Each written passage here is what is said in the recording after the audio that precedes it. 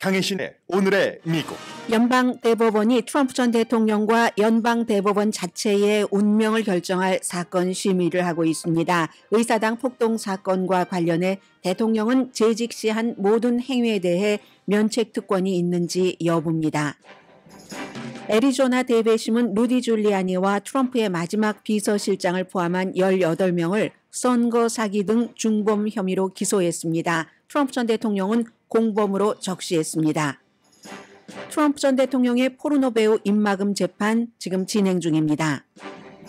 바이든 대통령은 연이어 해피한 여론조사 결과를 받아보고 있습니다. 트럼프 전 대통령을 앞서기 시작하거나 로버트 케네디 주니어가 트럼프 표를 더 많이 가져간다는 여론조사 결과도 나옵니다. 동부와 서부 명문대학을 중심으로 시작된 친팔레스타인 반전 시위에서 부상자가 나왔습니다. 에머슨 칼리지에서는 시위대와 경찰이 충돌했고 100명 이상이 체포되면서 경관 4명이 부상했습니다. 텍사스 대학과 USC에서도 약 150명의 학생이 체포됐습니다. 이 사안은 대선에도 큰 영향을 미칠 텐데 핵심은 선거 전에 휴전이 되느냐 아니냐에 따라서 바이든 대통령의 입지가 확 달라집니다. 마이크 존슨 하원 의장은 컬럼비아 대학을 방문해 친팔레스타인 반전 시위대를 무법 선동가라고 부르면서 유대계 학생들을 위한 방위군 배치를 제안했습니다.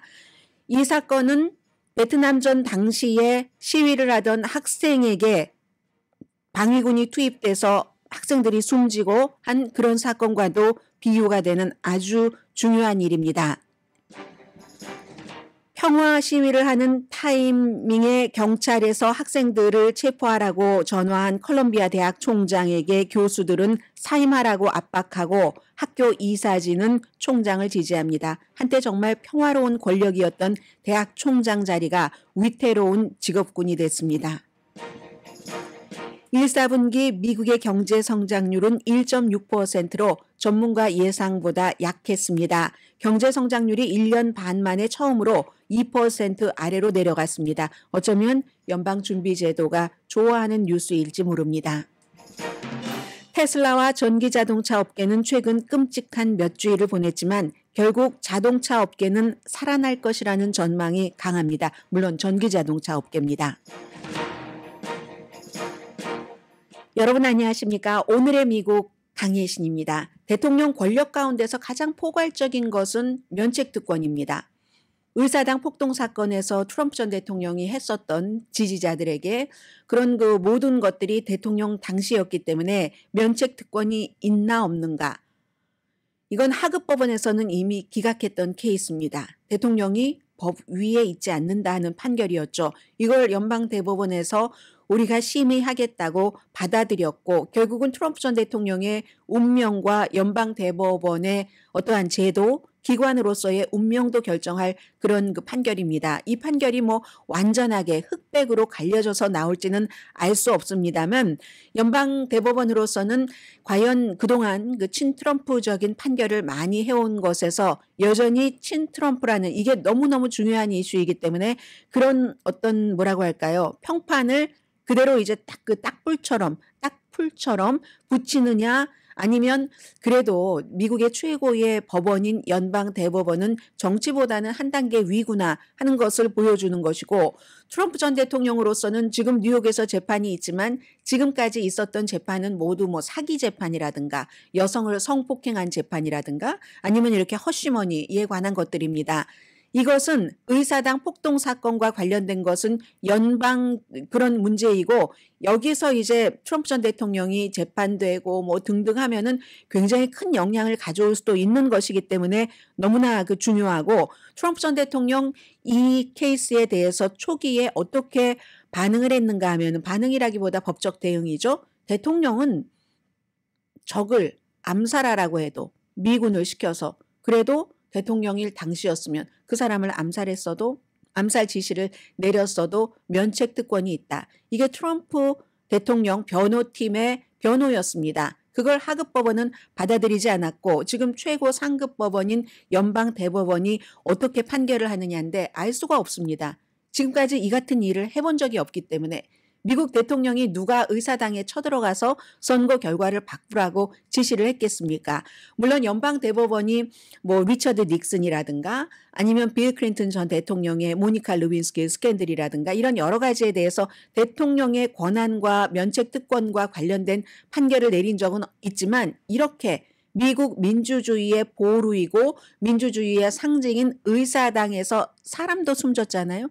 그런 케이스에 대해서도 대통령이라는 이유만으로 수많은 사람들이 지금 감옥에 갇혀 있는데 이게 완전히 면책이 돼야지 되느냐, 이런 것을 해본 적이 없기 때문에 굉장히 이제 만약에 여기에 대해서 면책 특권이 있다라고 하면은 그 정치를 초월한 기관이야 연방 대법원은, 이 이미지는 완전히 산산조각이 나버리는 겁니다. 심지어 하급 법원에서는 기각했는데 상급 법원이 면책 특권이 있다고?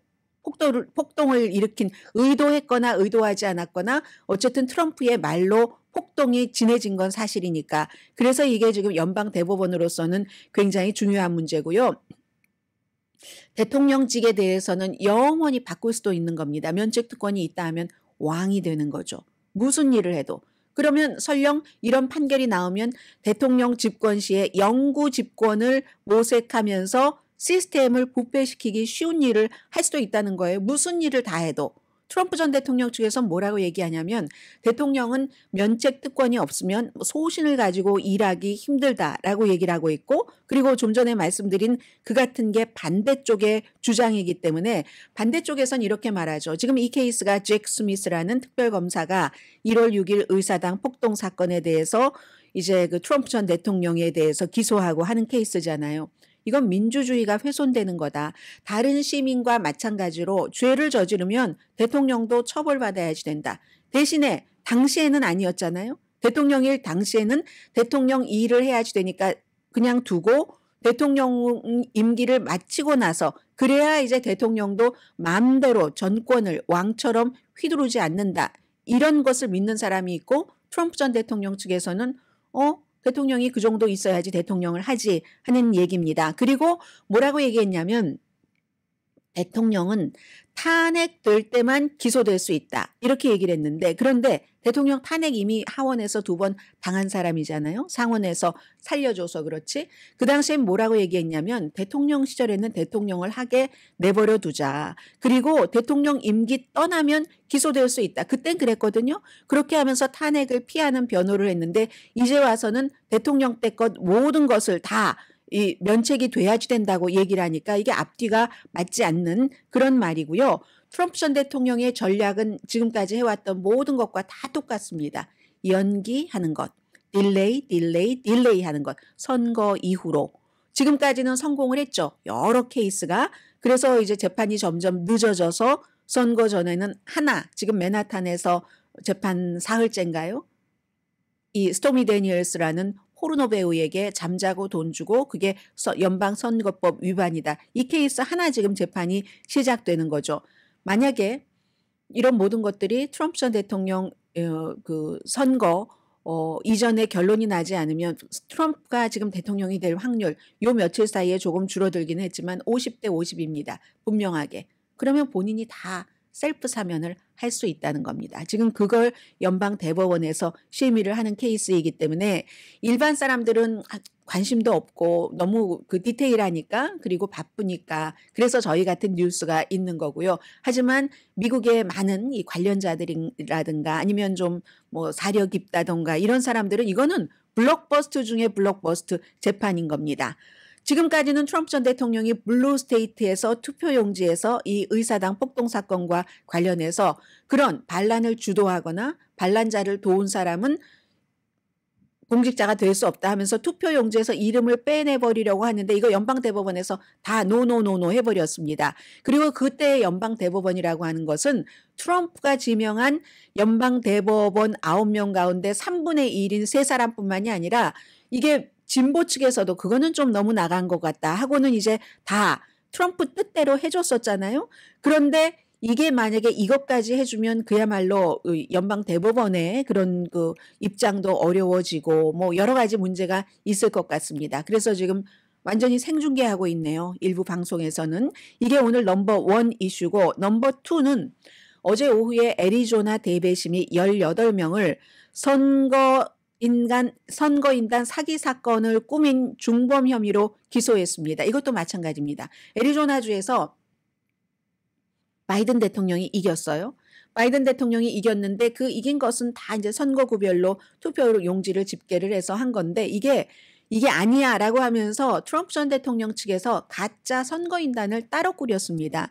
이미 선거인단이 만들어져 있었는데 그 선거인단이 바이든이 이긴 것이 맞네 하고 최종적인 결정을 하고 나서 선거인단을 가짜로 꾸며서 그게 이제 11명이거든요. 애리조나주의 공화당이겠죠.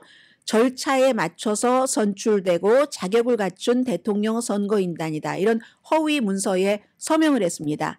이 사람들 문서 사기, 위조, 음모 혐의로 기소가 됐고 나머지 7명은 트럼프 측근입니다. 그런 것을 만든 사람들. 루디 줄리아니 전 뉴욕시장 트럼프의 개인 변호사였죠.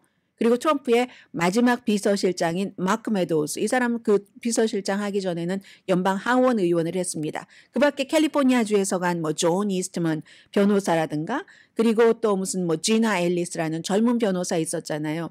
이런 사람들이 다 이번에 기소가 됐고 애리조나주에서 검찰총장 대배심이 기소를 했고 발표를 하면서 만약에 이게 그대로 진행이 됐다면 애리조나주에서 투표한 사람들의 그 투표권이 박탈되는 일이었을 것이다 라고 얘기를 하면서 내가 이 기소를 맡고 있는 것에 대해서 비난받을 것 안다. 이 검찰총장은 민주당이거든요. 그리고 어떤 쪽에서는 왜 이렇게 늦게 했어? 늑장을 부렸어? 하고 비난하고 어떤 측에서는 왜 이걸 기소하지? 양측에서 다 비난받을 것 알지만 나는 더 이상 민주주의가 훼손되는 것을 용납하지 않을 것이다. 왜 이렇게 늦었느냐고요? 선거는 2020년인데요. 2022년에 애리조나주의 검찰총장으로 선거에서 당선이 된 민주당입니다. 크리스 메이어스. 그전에는 공화당 검찰총장이었기 때문에 이런 일을 할 필요가 없었죠. 그래서 이 케이스는 애리조나 케이스는 애리조나뿐만이 아니라 선거 이후에 미시건주에서도 이런 일이 있었죠. 네바다주 그리고 제일 중요한 게 또 조지아주잖아요. 선거 결과를 전복하려고 했었던 이런 이제 4개 주에서 느리지만 절차 따라 가는 겁니다. 아직까지는 법적 시스템이 트럼프 전 대통령의 빅마우스와 그를 둘러싼 여러 사람들보다는 강하다 하는 것을 보여주는 그런 거고요. 이 케이스에서 가장 중심에 있는 사람은 결국은 트럼프잖아요. 그런데 트럼프 전 대통령을 기소하진 않았습니다. 기소하진 않고 이 같은 사건으로 기소된 사람들의 공모자 이 정도거든요. 그러니까 바깥에부터 조여가는 것 같아요. 트럼프라는 사람은 미국의 대통령을 했기 때문에 국내외로 미국의 대통령이 이렇게 선거 사기다, 음모다 등등 폭동 사건에 대해서도 직접적으로 딱 그 사람부터 기소를 하면은 국내외적으로 망신일 뿐만이 아니라 아마 국가가 완전히 쪼개지는 분열을 지금보다 더한 분열을 경험할 수 있기 때문에 그런 모든 것들에 조심스러워서 더 증거 수집 이런 것일 겁니다. 그래서 바깥에서부터 이건 한국의 기소도 마찬가지잖아요. 바깥에서부터 다 주변 사람들부터 하고 예를 들어 송영길 전 대표는 왜 나를 기소하지 않느냐 하지만 바깥부터 미국도 마찬가지인 겁니다. 다 하고 나서 몸통 수사에 들어가는 거죠. 그래서 이제 그런 것의 한 가지로 보시면 될 것 같고요. 또 중요한 것은 미시건, 네바다, 조지아 그리고 이번에 애리조나주 전부 격전지라는 거죠. 세 번째는 지금 뉴욕에서 이 재판도 다 가려졌어요. 연방 대법원 때문에 트럼프의 허쉬머니 입막음 재판 지금 진행 중이고 그제에 이어서 내셔널 인콰이어러라는 아주 옐로우 페이퍼 황색 잡지의 전 발행인인 데이빗 패커가 지금 그 증언을 하고 있고요. 트럼프 전 대통령 더러운 일을 내가 다 돈으로 막았었고 그랬었다. 그걸 우리는 동맹을 맺어서 했다는 것을 지금 증언하고 있는 것이고요. 오늘 트럼프 전 대통령은 뉴욕 재판정에 있길 원치 않았습니다. 판사에게 나는 워싱턴에서 지금 연방 대법관들이 내가 면책특권이 있는지 없는지 그거 하는 것을 가겠다고 했거든요. 현장에. 거기는 안 가도 되는 건데 가겠다는 거거든요. 그랬더니 뉴욕의 후앙 몰천 판사가 No, you have to stay here. 여기 뉴욕 법에 따라서 형사 사건이니까 여기 있어야지 된다 하고 허락하지 않아서 못 갔습니다. 이런 모든 것에 대해서 공화당에서는 이게 다 트럼프에게 도움이 될 것이다. 선거날 사람들이 너무 분노해서 아무런 죄를 저지르지 않은 사람을 이렇게 갖가지로 기소할 수가 있는가라고 하면서 선거에 도움이 될 것이라고 얘기하는 사람도 있습니다. 그 공화당의 컨설턴트 뭐 대표적으로 뭐 그 스티브 스티븐슨이라는 컨설턴트가 그렇게 얘기를 하고 있는데 과연 그럴지 모르겠습니다. 의사당 폭동 사건이라든가 애리조나 대배심 사건 그리고 지금 많은 선거 관련 고소 사건 아직까지는 그 약한 것은 다 유죄를 받았어요. 사업 사기라든가 무슨 성폭행이라든가 또 뭐 명예훼손이라든가 그리고는 이제 핵심 쪽으로 들어가는 그런 길목에 있는 것 같습니다. 이 사이에 바이든 대통령은 아주 해피해합니다. 여론조사도요 많이 지금 바뀌고 있거든요. 민주당에서 올바른 방향으로 나가고 있어 이렇게 생각을 할 만큼 최근에 세 가지 트리오 여론조사를 보면은 로버트 케네디 주니어가 오히려 이제 시간이 지나면서 보니까 바이든보다 트럼프 표를 더 잠식하네 하는 여론조사가 나오고 있거든요. 그리고 본인도 마찬가지입니다. 오히려 트럼프의 그 지지층을 겨냥한 얘기를 많이 내놓습니다. 대표적으로 내가 대통령이 되면은 국경을 완전히 폐쇄하고 그 사람들을 다 추방해버린다던가 이러면 이제 여기서 갈릴 수가 있잖아요. 그리고 더 중요한 것은 제가 볼 때는요. 보수 매체에서 로버트 케네디 주니어를 보여주지 않습니다. 최근 들어서. 전에는 많이 보여줬거든요. 많이 보여줘서 그 사람에 대한 지지, 확신이 늘어나면 그 표가 바이든 표를 깎아먹는다고 판단을 했으니까. 그런데 최근에 이 같은 트리오 여론조사 점점 뭐 비슷하거나 트럼프 것을 더 깎아먹어 로버트 케네디 주니어 후보가 하는 게 나오면서부터는 보수 매체에서 존 F 케네디 주니어의 얼굴이 존 F 케네디가 아니라 로버트 케네디 주니어의 얼굴이 보이지 않습니다. 저는 그것으로서 공화당도 이렇게 판단을 했구나라고 지금 저의 그 선거 계산은 그렇게 되고요.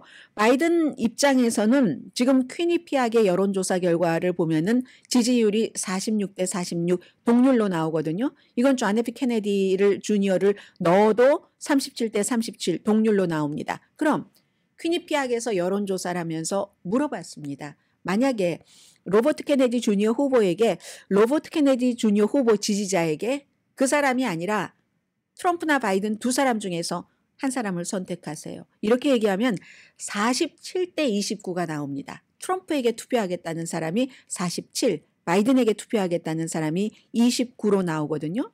그리고 또 마리스트의 여론조사 결과 지금 이 여론조사 결과는 아주 바이든이 좋아하겠어요. 51대 48로 지지율에서 앞서가고 있고 그렇지만 꼭 굿뉴스만 있는 건 아닙니다.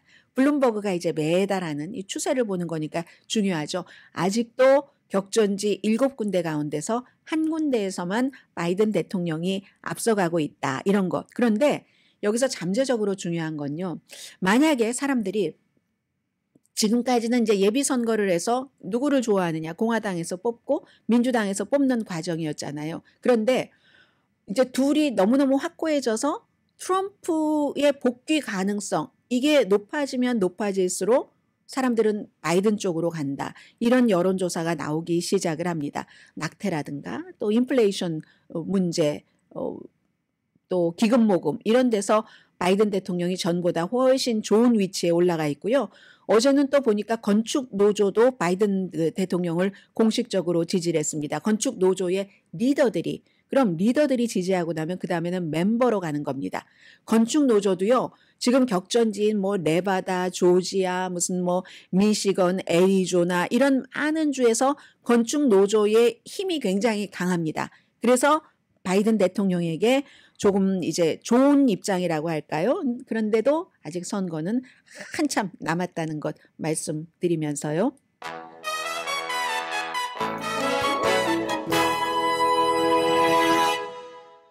지금 현재까지의 연방 대법원의 대통령이 완전한 면책 특권이 있는가 이런 것에 대한 녹음 같은 것을 보니까요. 대법관들은 트럼프가 absolute 면책 특권, 완전한 그런 면책 특권이 있다는 것에 대해서 조금 회의적인 그런 입장을 보이는 것 같습니다. 그러나 그렇다고 그냥 빨리 그린라이트를 트럼프 전 대통령에게 줘버리는 이런 그 판결을 내릴 것 같지는 않고요. 어쨌든 트럼프 전 대통령이 완전히 원하는 쪽으로 그림이 나오지는 않을 것 같습니다. 연기하는 것 이런 것은 나올 수 있을지 모르지만요. 그리고 잠시 뒤에는 제가 너무너무 관심이 많은 이슈 전해드립니다. 라디오 서울 방송 오늘의 미국 듣고 계십니다. 미국 대학교에서 물론 뭐 블랙 라이브스 매러라든가 이런 그 이슈가 있었을 때 엄청나게 시위가 있었지만 이번에 이스라엘과 하마스 전쟁에 대한 시위는 색깔이 다른 거잖아요. 미국 내에서 일어나는 게 아니니까. 일어나는 일이 아닌 것에 대해서 미국이 영향력이 있고 여러 가지 때문에 학생들이 시위를 하고 있는 건데 이게 이제 친팔레스타인 시위에서 점점 반전 시위 이렇게 이름이 바뀌어지고 있거든요. 어제 연방 하원 의장이 컬럼비아 대학교 여기가 진앙지니까 거기를 갔고 또 텍사스 대학교에서의 경찰의 진압은 지금 그렉 에버트 텍사스 주지사가 엄청 비난받고 있습니다. USC에서도 많은 학생들이 체포가 됐고 이게 어떻게 퍼져서 어느 쪽까지 가고 대통령 선거와는 어떤 영향을 미치는가 과거의 그 베트남전 당시의 사건과 연결이 돼서 이런 모든 것들을 지금부터 좀 전해드리겠습니다. 그냥 소설책 그냥 읽는 소설책 듣듯이 들어주시면 좋겠어요. 그리고 지금 이 방송의 출처는 거의 모든 미국의 주요 매체와 영국의 매체들을 제가 묶어서 전해드리겠습니다. 뭐 가디안 이코노미스트 BBC 그리고 미국의 모든 매체들 주요 매체들입니다. 마이크 존슨 하원 의장이 어제 컬럼비아 대학교를 방문을 해서 컬럼비아 대학을 비난을 했습니다. 아니 이런 무법 선동가들을 급진주의자들이 이렇게 학교 캠퍼스를 장악하고 본인들의 목소리를 내도록 학교가 허용했는가 혐오스럽다라는 단어까지 썼거든요. 이런 건 빨리 진압하지 않으면 이 위협이 빨리 스탑되지 않으면 안 된다. 이제 방위군을 투입을 해야지 된다. 이런 얘기를 했습니다. 방위군이라고 하는 건 군인이에요. 군인. 방위군을 투입을 해야지 된다. 그리고 실제로 주 경찰을 학교에 투입을 해서 텍사스 유니버시티 오브 텍사스에서 50명 이상을 체포를 했습니다. 주 경찰이 그 스테이트 트로퍼가 그 학교 안에 들어가려면 주지사의 허락이 있어야지 되잖아요. 그렉 에버트 주지사가 투입을 시켜서 이것도 또 너무 나갔다. 보통 일반 경찰도 뉴욕에서 컬럼비아 대학교에서 경찰이 폭동 진압 이런 모습들 예일대학교도 그렇게 간 것도 굉장히 비난을 했는데 이거는 이제 주 경찰이 들어갔기 때문에 주 경찰이 들어가서 컬럼비아 대학교에서는 뉴욕 시 경찰이 들어가서 평화롭게 시위하고 있는 학생들을 체포를 했고 이번에도 마찬가지입니다. 평화롭게 시위하고 있는 물론 한두 개의 과격한 언어라든가 이런 것은 있을 수 있지만 그 평화의 비폭력 시위 그리고 뉴욕의 컬럼비아 대학교에서도 마찬가지로 뉴욕 경찰이 들어가서 막 모든 그 라이엇 기어를 가지고 들어가서 체포하긴 했지만 학생들은 평화로운 시위를 하고 있었노라가 그들의 보고서입니다. 그런데 이 텍사스에서 저널리스트도 체포가 됐어요. 박스의 저널리스트 사진 기자인 것 같아요. 보니까 카메라 보니까 무단 침입을 했다는 겁니다. 이제 그 저널리스트들은 시위 현장을 취재를 해야지 되는데 어쨌든 무단 침입했다고 하고 어제 그렇게 50명 이상이 주 경찰에 의해서 쫓겨났다고 대학생들이 가만히 있는가. 누르면 연애와 똑같습니다. 더 강한 힘으로 그 사랑이 싹트는 것과 마찬가지. 오늘 이틀째 텍사스 유니버시티 오브 텍사스 시위를 하고요. 게다가 대고 텍사스주에서는 부지사는 한층 더 나갔습니다. 댄 패트릭 부지사는 다음번 입법 회기에는 캠퍼스에서 반유대주의 주장을 어떻게 하면 가장 효율적으로 강력하게 진압하는가. 이걸 이제 넘버원 핵심 이슈로 두겠다. 이런 얘기를 부지사가 했습니다. 그러자 이제 텍사스주에서 민주당의 정치인들이 성명을 냈죠. 어제 저녁에 그렉 에버트의 공공안전부는 Department of Public Safety 다 주마다 다 이름들이 다르고 하니까요. 그 주의 공공안전부는 지난번에 우발디 그 초등학교에서 총격 사건이 있었을 때 뭐 40몇 분을 경관들이 가만히 들어가지도 않고 눈치 보면서 다칠까 하면서 한 명 그 안에 들어가 있는데 해서 얼마나 많은 학생들이 숨졌습니다. 그래서 총격범이 있는 우발대 초등학교에 진입할 때보다 평화로운 학생 시위자들을 체포하는데 훨씬 큰 용기가 있구나. 그레그 에버트의 공공안전부는 이렇게 이제 민주당이 비난을 하는 거고요. 벤자민 네탄야후 미국의 학생 시위대는 반유대주의 폭도들이다. 이렇게 얘기를 합니다. 폭력을 쓰지 않았는데 폭도라고 얘기를 하는데 이건 가자 지구의 두 군데 병원에서 350구 이상의 시신이 대량으로 묻혀 있는 게 나왔습니다. 이스라엘 지금 유엔이나 여러 군데서 파악한 바로는 이스라엘 군에 의해서 총살당하거나 병원이니까요. 그렇게 해서 숨진 사람들, 손도 묶여 있는 사람도 있고요. 아직도 매장된 시신인 겁니다. 그런 미국도 이 충격적인 보고서에 대해서 이스라엘이 답하라라고 얘기를 했고 유엔 고등급 판무관은 일부가 손이 묶여 있었는데 이건 너무나 아주 극도의 국제인권법 위반이다 얘기를 했습니다. 뭐 이스라엘은 뭐 팔레스타인이 한 짓이다 이렇게 얘기를 하는데 팔레스타인이 아무리 그래도 그렇지 자국 국민을 손을 묶어서 350명을 살해를 해서 생매장을 병원에서 할 수가 있겠습니까? 보는 눈이 있는데 예를 들어 하마스라 할지라도 보는 눈이 있는데 이렇게 말한 사람이 평화적인 시위를 하는 친팔레스타인 반전 시위대 학생들에게 폭도들이라고 말하는 것은 어울리지 않는 것 같습니다. 트럼프 전 대통령은 지금 대학교에서의 시위는 2017년도 백인 우월주의자 버지니아의 샤롯빌에서의 시위보다 더 나쁘다라고 얘기를 합니다. 당시에는 여성이 숨졌습니다. 그 시위로. 아무튼 이런 일이 있고 역사적인 주이시 대학교인 브랜다이스 보스턴 인근에 있는 대학교죠. 여기서는 지금 학생들 모집하는 기간을 연장을 했습니다. 우리는 주이시 대학이니까 우리 학교에 오면 다 안전하다 하면서 이런 것을 연장했을 정도고 실제로 처음에는 평화적으로 시위를 하다가 지금 경찰의 공권력이 너무 강하게 들어가니까 뭐 유대 학생들이 위협을 느끼는 것도 사실이라고 어제에 이어서 오늘도 말씀을 드리고요. 이쪽 서쪽인 USC에서도 93명 이상이 체포가 됐습니다.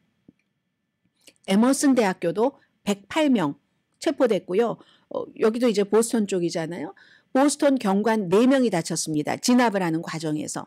그래서 3명은 경상이고 1명은 경상보다는 조금 강한 부상인 것 같거든요. 오늘 에머슨 수업 못합니다. 그 밖에 이제 브라운 대학교도 아이비리그 또 다른 버클리 캘리포니아주의 캘폴리에서도 시위가 이어지고 있습니다. 학생들의 주장은 간단합니다. 전쟁으로 이익을 보는 무기 제조업체에 투자하지 말아라. 국가가 아니라 학교가 투자를 학교도 다 사업하는 겁니다. 부분적으로 물론 그리고 돈이 있어야 학생들에게 좋은 교육을 줄 수 있는 것도 사실이고요. 이스라엘 기업에 이참에는 투자하지 말아라. 이스라엘과 학문적인 협력하지 말아라. 어린이들이 저렇게 숨져가고 있는데 휴전하라. 이게 학생들이 주장하는 바입니다. 그럼 하나만 말씀드리겠습니다. 텍사스 대학교가 지금 이스라엘에 무기를 공급하는 무기 제조 업체에 투자하는 액수가 금액이 얼마냐면요. 많습니다. 5,250만 달러 투자를 하는 겁니다. 학생들은 이거 하지 말라는 겁니다. 휴전부터 하라는 얘기고요. 그래서 이제 컬럼비아 대학교의 학생들은 뉴욕 경찰국 엄청 지금 욕하고 있고요. 컬럼비아 대학교의 교수들도 이제는 총장 사임해라. 어떻게 학생들이 평화롭게 시위를 하고 있는데 경찰을 끌어들여서 손목 묶고 체포를 하게 하느냐 이렇게 얘기를 하지만 이 총장은 이사회의 지지를 받고 있습니다. 한때는 대학교 총장이 굉장히 영광스럽고 대단한 관저에서 USC 총장도 마찬가지거든요. 제가 살고 있는 곳에서 멀지 않는 곳에 USC 그 총장 관저가 있는데 어마어마하게 그 비싼 동네에 어마어마하게 큰 이제 그런 거기서 몇 에이커라는 게 있을 수가 없는 것 같은데 그런 곳에 관저가 있고 거기서 이제 막 기금 모금하고 주이시들이 많이 가서 기금 모금하겠죠. 뭐 그런 식으로 한때는 정말 영광스럽고 좋았던 총장 자리가 요즘에 굉장히 위태롭다 하는 건 말씀을 드리고 더 중요한 것은 1960년대 말 1970년대 베트남전에 반대를 하는 학생 시위 가장 그때도 진앙지는 컬럼비아 유니버시티였고요. 아이빌리그. 그래서 학생이 숨지기도 했고 실제로 그리고 많은 학생들이 뭐 600명, 700명 정도가 체포가 됐을 거예요. 그렇게 끝났는데 이번에도 그럴 수 있는가? 이코노미스트의 기사 가운데 하나가 뭐 여러 가지 기사가 있지만 맨 앞부분에 이런 말이 있었습니다. 우리는 그 시위대들이 하는 시위대도 무슨 뭐 가이드라인 같은 게 있대요. 그 시위대 그쪽에서 나온 얘기인데 우리는 한때 이 땅의 방문객이었었고 그리고 우리 중 많은 사람들은 식민지 개척자로서의 역할을 굉장히 강조를 하는데 그 컬럼비아 대학교 남쪽 잔디밭에 있는 그 텐트 야영지 이런 곳이 한때는 원주민이 살았던 땅이라는 거죠. 원주민이 살았던 땅이고 그리고 컬럼비아 자체도 무슨 뭐 블랙과 또 이제 브라운의 할렘가가 있는 것들도 다 밀어내고 한 그런 공모도 있다. 이게 다 팔레스타인과 이스라엘 관계와도 연결이 되는 거잖아요. 이스라엘이 팔레스타인이 살고 있던 땅에 가서 나라를 세우고 팔레스타인 사람들을 쫓아내고 계속 벽을 세우고 학대를 하고 지금은 이제 공격받았다고 공격받은 것에 1200명 숨지고 35,000명 이상이 숨졌으니까 몇 배입니까? 몇 배를 갚아주고도 계속 씨를 말리겠다고 하고 컬럼비아 대학생들은 또 학생들은 열정만 있는 게 아니라 이런 것을 주도하는 학생들은 그런 중동 역사에 대한 인식과 논리와 어떤 데이터를 갖고 있는 학생들이잖아요. 이런 얘기를 하고 있습니다.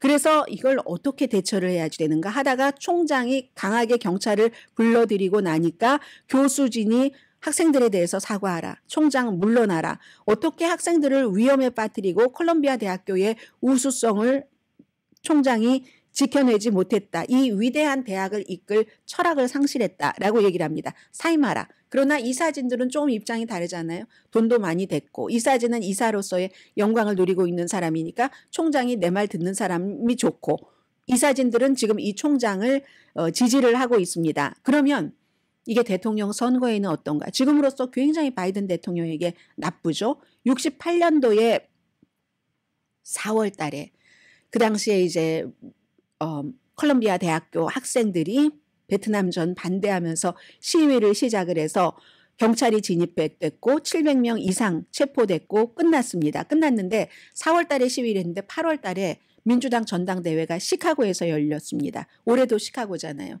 이번에도 친팔레스타인계가 반전 시위를 시카고 전당대회가 열릴 때 그곳에서 한다고 하고 그때 이 전쟁에 반대하는 많은 사람들 학생들이 막 하지 말아라 하는데도 민주당이 반전 법안을 부결시켰습니다. 없던 일로 했고 린든 B 존슨이 자신의 부통령인 굉장히 아주 진보주의자인 휴버트 험플리를 이제 대통령 후보로 지명을 했습니다. 지명을 했어요. 전쟁을 굉장히 지지하는 사람이죠. 그리고는 시카고 경찰이 그 당시에 그 전당대회장 앞에서 곤봉을 휘두르고 시위대 공격하고 학생 체포하는 걸 다 봤죠. 그 뒤에 리차드 닉슨에게 간당간당하게 패하잖아요. 리차드 닉슨이 당선된 여러 가지 이유 가운데 하나가 이건데 그것도 또 이코노미스트는 이것도 예를 들면 웃기는 얘기다 이런 식입니다. 리차드 닉슨도 뭐 공산주의와의 전쟁하면서 전쟁을 얘기를 하는데 마치 민주당이 그렇게 하니까 평화주의자처럼 보여서 이렇게 됐다 이거죠. 이번에는 그럴 일이 있을까 없을까 뭐 다 미리부터 시작이 됐으니까 4월달 그때도 4월 지금도 4월이네. 그때도 전당대회가 8월 지금도 전당대회가 8월 똑같이 시카고에서 했네요. 준비는 됐겠지만 그것보다 더 중요한 것은 지금은 학생들이 조 바이든 대통령을 엄청 비난을 합니다. 이스라엘을 지지를 한다고 비난을 하지만 그러나 어느 순간에 바이든 대통령이 만약에 이스라엘과 하마스의 휴전을 성사시킨다면 그렇다면 그 분노는 가라앉고 그 시위하던 학생들이 투표장에 가서 바이든을 찍을지도 모르겠습니다. 투표라는 것을 어떤 그 도덕적인 행위로 보는 사람도 있지만 굉장히 실용적인 행위라고 주장하는 사람들도 있습니다. 이런 면에서. 그래서 아마 일반 사람들은 생각하고 있지 못하는 때 민주당은 이미 1968년도에 그 아픔을 겪었기 때문에 이 계산까지도 다 하리라고 생각을 합니다. 그러면 뒤에서 이렇게 저렇게 해서 어떤 식으로든 휴전을 이뤄내려고 막을 수 없는 곳까지 가기 전에 그게 바이든 대통령의 계산이 아닐까. 저는 그렇게 믿게 됩니다. 잠시 뒤에 뵙겠습니다.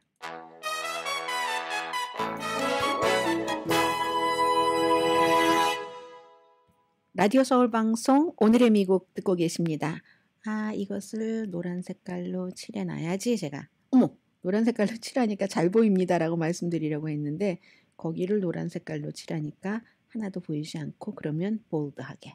자, 그래도 조금 덜 했어요. 방송하면서 정리를 하죠. 1, 4분기 GDP의 증가율이 예상보다 낮은 1.6% 성장. 지난해 말보다 슬로우한 좀 온건한 성장이라고 표현할 수 있는 정도입니다. 경제 성장률이 1년 반 만에 처음으로 2% 아래로 내려갔습니다. 1년 전에 비해서요. 2.5% 성장을 기대를 했습니다. 어떤 매체는 2.2%라고 하고 어떤 매체는 2.5%라고 하지만 어쨌든 계산하는 방식이 다른 것이고 예상보다 적은 1.6% 성장이었는데 2023년도 마지막 분기에 3.4%, 그것보다는 지난해 3, 4분기가 4.9%나 GDP 성장률이 있었거든요. 이걸 보면 이거 뭐야 하는 생각을 할 수도 있고, 왜냐하면 GDP 성장률이라는 게 항상 경제의 어떤 건전도, 건강성, 그리고 소비자의 탄성 같은 것을 보여주는 거기 때문에. 그런데요, 지금 보면은 주택 활동은 아주 급한 폭으로 리바운드 됐다고 하거든요. 주거지에 대한 투자가 지난 분기에 비해서 4, 4분기에 비해서 1, 4분기는 14%가 올라갔습니다. 마지막 지난해 4, 4분기에는 2.8%가 증가했거든요. 아무튼 큰 그림을 보자면 경제가 성장하기는 성장한데 조금 쿨링 다운 된다고 할까요? 냉각되는 것이면서도 성장한다. 인플레이션은 아직 단단하잖아요. 그러면 요 며칠, 요 몇 주일은 이자율 인하가 한 번도 없는 것 아니야? 이렇게 생각할 수도 있는데, 그러면 이거 뭐 아직 잘 모르겠다는 얘기죠. 6월 달은 몇 개월 남았고 9월 달도 몇 개월 남았기 때문에. 그리고 one of the 데이터에 불과합니다. 하나의 데이터. 금요일에 오히려 연준이 이자율을 결정할 때 중요하게 생각하는 인플레이션 지표, 개인 소비 지출 지수가 발표가 되거든요. 어쨌든 지금 막 너무 이것도 강하다 하면은 이자율 인하와는 조금 더 거리가 먼데 그것보다는 그렇지 않다. 이제 이런 걸 말씀드리고요. 시간이 없어서 가능하면 간단하게 정리를 드리겠는데, 이 내용은 전기자동차가 미래이기도 하고 또 테슬라에 대해서 투자하시는 분도 많고 관심이 있으신 분들도 많아서 전해드립니다. 지금 테슬라와 전기자동차에 대해서 굉장히 우울한 전망이라든가 우울한 생각을 하고 계시는 분들이 많으신데 몇 개월 동안 끔찍한 달을 보냈기 때문에. 그런데 전기자동차는 결국은 수요가 늘어난다는 겁니다. 지금 테슬라 주식이 200대에서 100대까지 내려왔고 여러 가지 최근에 막 전전반측을 겪다가 어제 보니까 뭐 한 12% 주식값 올라가면서 마감을 하던데요. 전기자동차에 대해서 트럼프 전 대통령이 계속 주장을 하는 게 오를 수 있을까? 3월 달에도 그런 얘기했죠. 너무 비싸다. 비싸고 이건 너무 멀리 가지도 않아. 이건 아마 자동차를 사려고 하는 바이어들이 동의를 하는 부분일지 모르겠습니다. 그리고 여러 가지 전기자동차 혁명의 대명사인 테슬라가 뭐 매출도 수익도 줄어들고 기타 등등 여러 가지를 발표를 했고, 또 포드 자동차도 전기자동차 투자 12억, 120억 달러 하겠다는 것을 연기를 했고, 뭐 멀세이리즈 벤츠 다 마찬가지입니다. 그런데요, 이게 결국은 수요 공급이잖아요. 수요가 많아질 것이다라고 확신을 하는 전문가들의 이유가 있습니다. 왜냐하면 이 전기자동차 막 잔뜩 팔리고 이럴 때는요, 우리가 코비드 19을 겪으면서 여러 가지 돈이 너무 많이 현금이 유동성이 있었을 때입니다. 그 당시에 현찰 주고 뭐 테슬라도 사고 하는 사람들 얼마나 많았어요? 그런데 그 뒤에는 이자율이 막 높아졌거든요. 돈은 떨어져 가고 있거든요. 그런데 이 전기자동차가 보통 자동차에 비해서 40%에서 60% 비싸다? 그럼 지금은 사기가 어려운 환경이라는 것 맞죠? 그런데 어차피 또 이자율은 내려갈 것이고 전기자동차 값은 점점 내려갑니다. 충전소는요, 지금 너무 많이 늘어나고 있는 그런 것이고, 지금은 뭐 4만 달러 미만으로 포드 F150 이런 것도 구입할 수 있는 거거든요. 2020년에 비해서 충전소가 2배가 늘어났고, 중국 사람들에게 물어보면 다음에 자동차 살 때 전기자동차 산다는 사람이 97%입니다. 중국 전기자동차는 싸니까. 그러니까 지금 테슬라도 싼 것 안 하고 우리가 뭐 로봇 뭐를 개발할 거야 하면 사람들이 막 싫어했다가 또 뭐 철회하면 좋아하고 하잖아요. 결국은 싼 전기자동차를 내놓으면 중국처럼 그러면 이제 그리고 그럴 수밖에 없게 되고 그러면 전기 자동차 수요가 계속 늘어난다는 얘기죠. 가장 주가가 급락했을 때가 테슬라가 25,000달러짜리 테슬라 이것을 뭐 자율 주행하는 뭐 로봇을 개발하기 위해서 없앤다 했었을 때 엄청나게 화나니까 그러니까 입장을 또 바꾼 거잖아요. 그래서 기본적으로는 뭐 테슬라의 주식을 투자하시는 분들이건 아니면 앞으로 어머 요즘 전기자동차 별로라면서 하면서 이걸 이제 고려하시는 여러분들이 전기자동차 시대는 전기자동차 시대가 올 수밖에 없다 하는 이 명제를 가지고 흔들리지 않는 마음으로 투자를 하실 때도 투자를 하시고요. 자동차를 구입하실 때도 예전보다는 충전소가 엄청 많아졌다는 거. 심지어 뭐 콘도미니엄에도 파킹 낫마다 전부 이런 충전기를 설치하는 그런 곳들도 많이 늘어나고 있습니다. 잠시 뒤에 뵙겠습니다.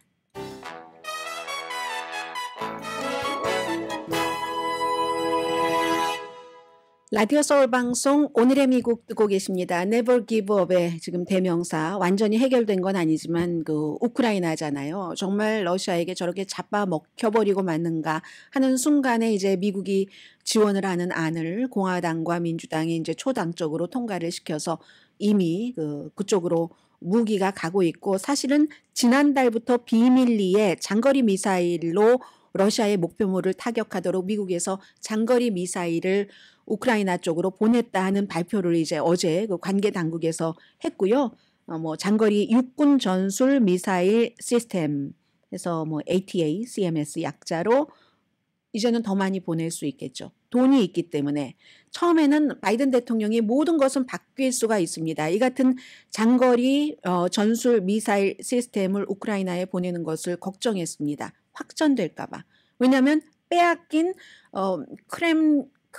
크림반도의 내부에 쓸까 아니면 러시아 본토를 공격할까 해서 걱정을 해서 러시아의 화를 돋굴까 봐 그러다가 어떤 때 다 타이밍이 있습니다. 무조건 뭐 박애주의자, 무조건 참는 자 이거는 이 세상에서 통하지가 않잖아요. 상대에 또 특히 악한 일을 하는 악당과 같은 순간에 그 주체를 스포일시키니까 러시아가 미국이 경고를 많이 했습니다. 장거리 미사일 우크라이나에 쓰지 말아라. 더군다나 우크라이나 전쟁이 끝나면 휴전하고 사람들은 살아가야지 되는데 기간 산업을 그것으로 다 폭발을 해버리면 어떡하느냐. 그 경고를 계속 러시아가 무시하고 장거리 무기를 우크라이나에 사용을 했습니다. 그리고 나서 바이든 대통령의 마음이 바뀌었다는 거죠. 우크라이나의 에너지 기관 시설 같은 것도 방어를 해야지 되니까 때가 됐다 하면서 지난달부터 이 파워풀한 탄도미사일을 비밀리에 지원을 해왔다 이런 것을 보냈고요. 그리고는 이제 뭐 대공 방어 능력도 조금 강해질 테고 그럼에도 불구하고 모자랍니다. 모자라고 또 정권이 바뀌고 공화당이 더 다수당이 되고 트럼프가 대통령이 되면 이것도 꿈은 사라지고가 우크라이나에는 될 수 있는 일입니다. 그런데 지금으로서는 너무나 내려갔던 사기가 충천하겠죠. 지금 우크라이나 군인으로선. 그리고 또 하나 보이지 않는 손이 있었는데 그 보이지 않는 손은 미치 매코넬 공화당 하원 원내대표입니다. 이제 다시 이번에 선거 끝나고 나서는 원내대표 자리에 가지 않겠다라고 선언을 한 이 사람이 굉장히 공화당 아직도 파워풀하니까 정치인들을 이 안을 뭐 통과시키도록 힘을 썼다 하는 그런 얘기들이 나오고 있고요.